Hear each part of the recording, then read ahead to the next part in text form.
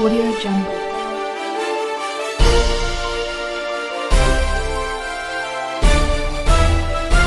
Audio Jungle.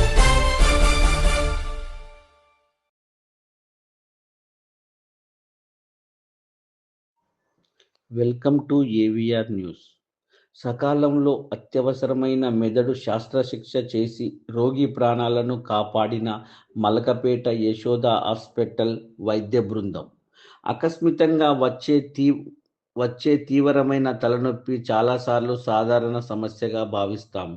కానీ కొన్ని సందర్భాల్లో అదే తలనొప్పి మెదడులోని దాగి ఉన్న ప్రాణప్రాయకమైన సమస్యగా సంకేతాలు ఉంటాయి. అటువంటి అత్యవసర ప్రమాదకరమైన పరిస్థితి ఒకటి బ్రెయిన్ న్యూరోయిజం.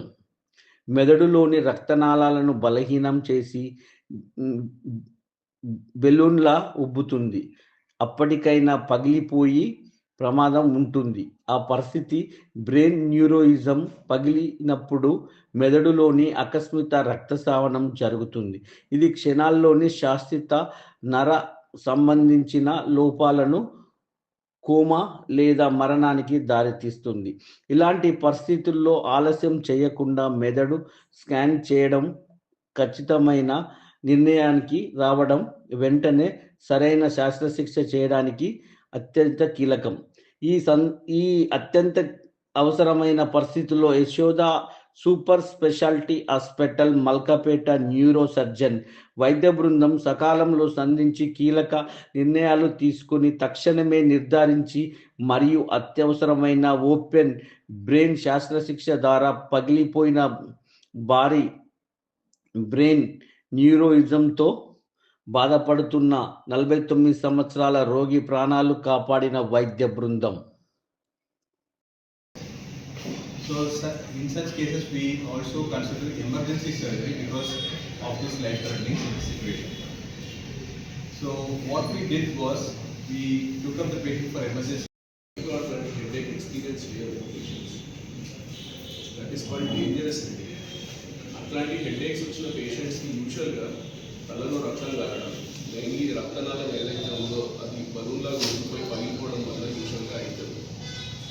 మనము ఇది మన వరల్డ్లోనే 2% ఆఫ్ ద పాపులేషన్కి ఇట్లాంటి అనిమిజమ్స్ ఉంటాయి. చాలామందికి అవి రప్చర్ కావు, వాళ్ళ లైఫ్ స్పాన్ అంతా కూడా అవి అలానే ఉంటాయి.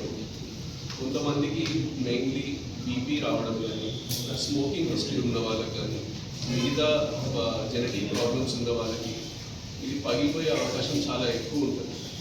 అయితే ఇక్కడ మనం గమనించాల్సింది ఏంటంటే 80% ఆఫ్ ద పేషెంట్స్ ఎవరికైతే ఆ రక్తనాళం పగిలిపోతుందో వాళ్ళు వెంటనే చనిపోవడం జరుగుతుంది. కాకపోతే ఇది ముందు వార్నింగ్ హెడేక్స్ లాగా కూడా చిన్న చిన్న హెడేక్స్ సైన్స్ ఇస్తూ ఉంటుంది. సో అప్పుడు నెగ్లెక్ట్ చేయకూడదు. హాస్పిటల్కి వచ్చే వాళ్ళు ఆ 20% ఆఫ్ ద పేషెంట్సే హాస్పిటల్స్కి వస్తారు. యూజువల్గా రక్తనాళం పగిలిపోయిన 20% ఆఫ్ ద పేషెంట్సే హాస్పిటల్కి రావడం జరుగుతుంది. దాంట్లో కూడా 15% మంది ఆల్రెడీ వెంటిలేటర్ మీద కోమా స్టేజ్లోనే వస్తారు. వాళ్ళని కాపాడటం కూడా కష్టమే. మిగతా 5% మందికే మనం ట్రీట్మెంట్ చేయాలి.